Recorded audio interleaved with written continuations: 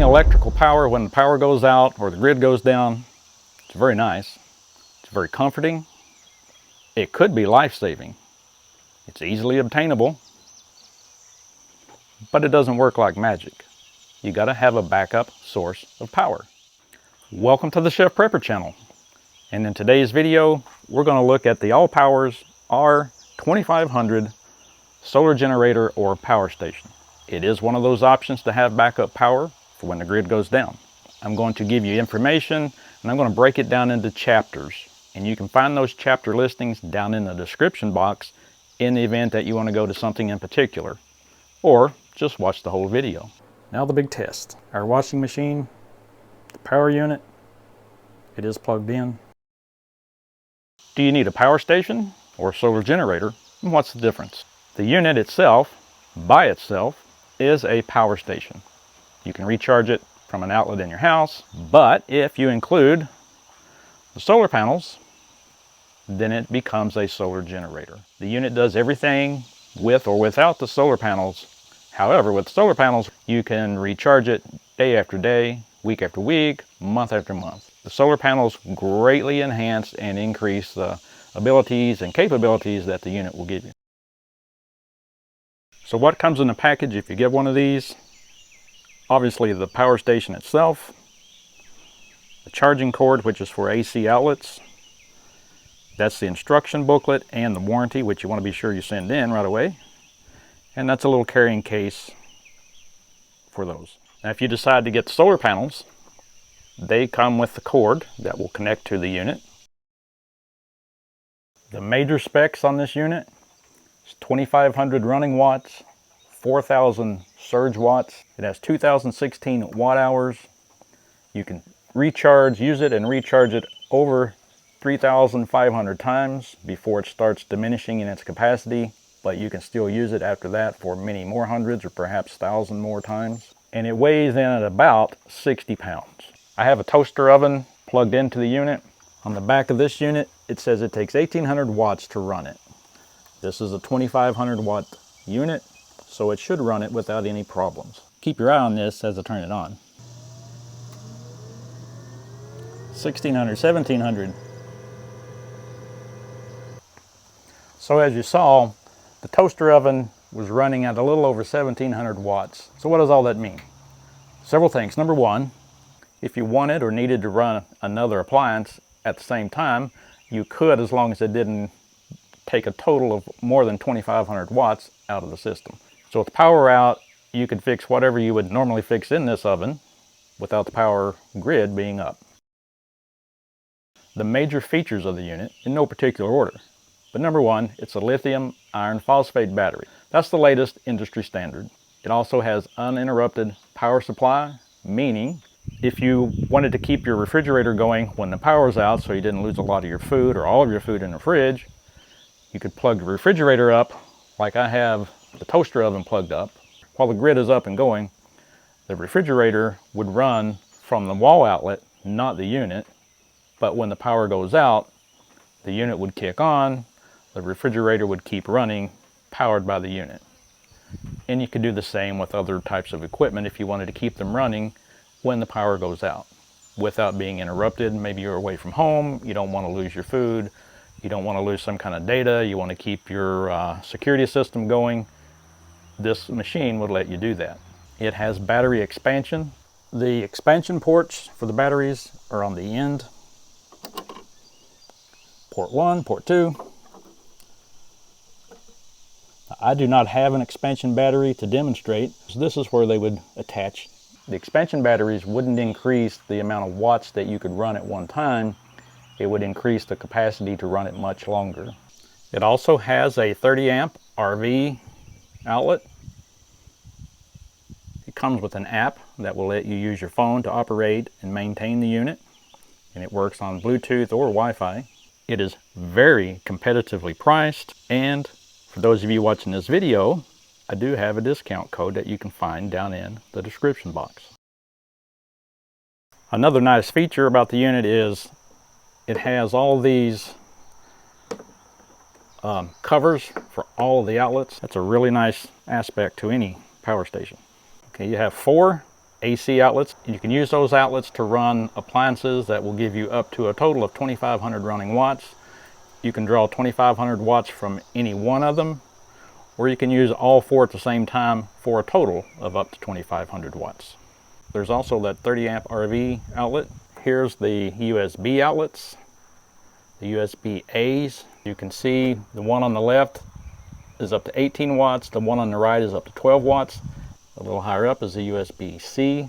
They will draw 100 watts each. You can use them both at the same time to get a total of 200 watts. You can use both of those at the same time for a total of 24 watts coming out. Same here, except it would be 36 watts.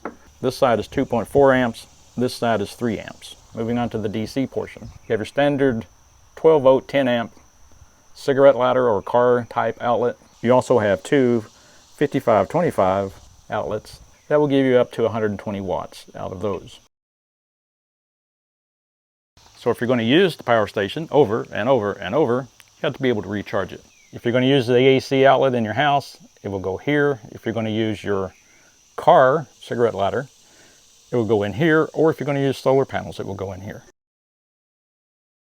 I have it charging from an AC outlet, and you see it's fluctuating 993, 994, 997. That's the input.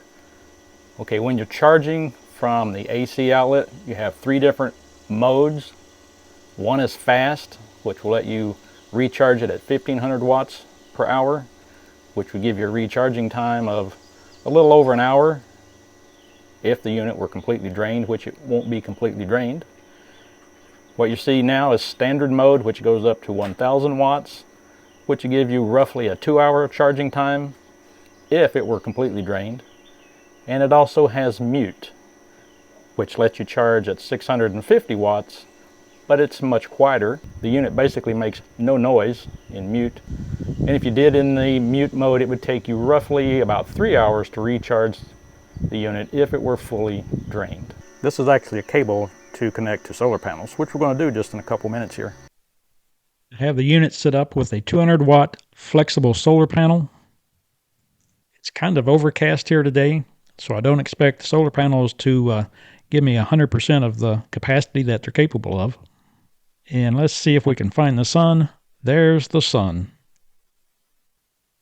We're getting about 90 to 95 watts of input from a 200 watt solar panel. You can barely see the sun here today, so it's doing quite well for the conditions.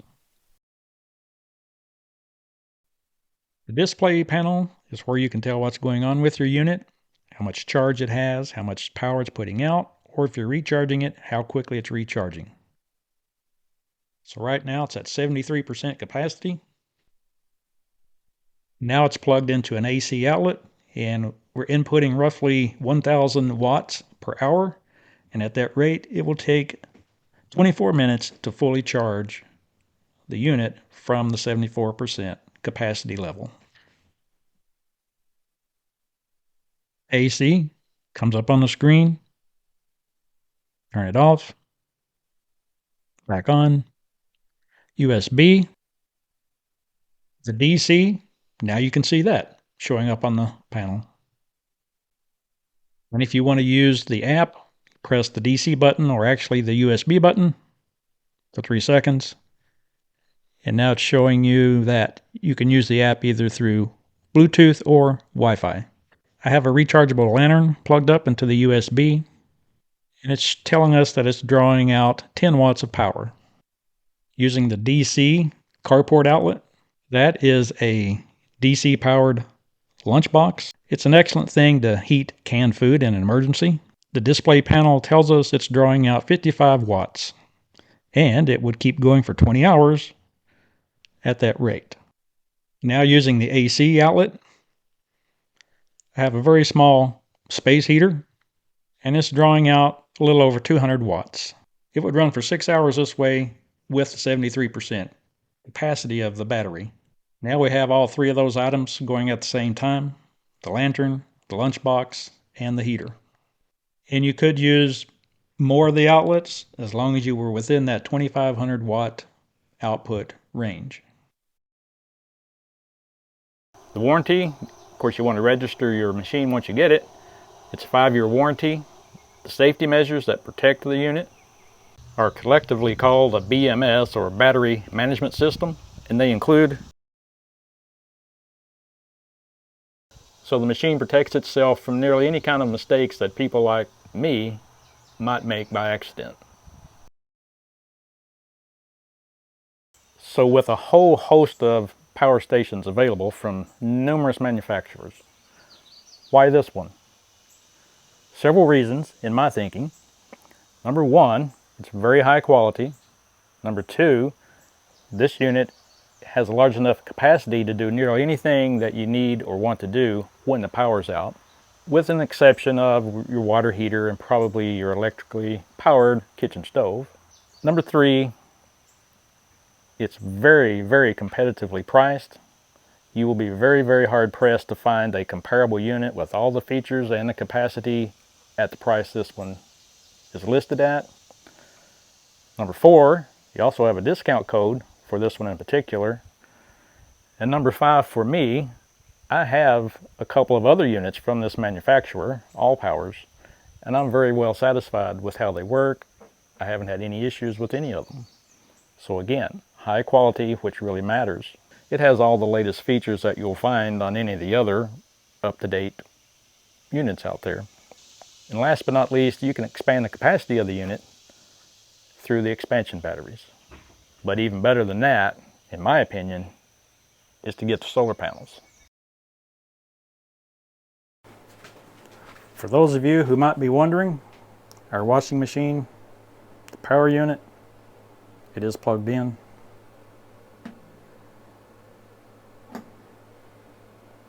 The unit's on.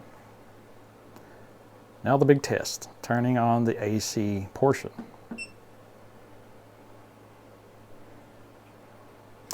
Of course, you got to turn the washing machine on, right?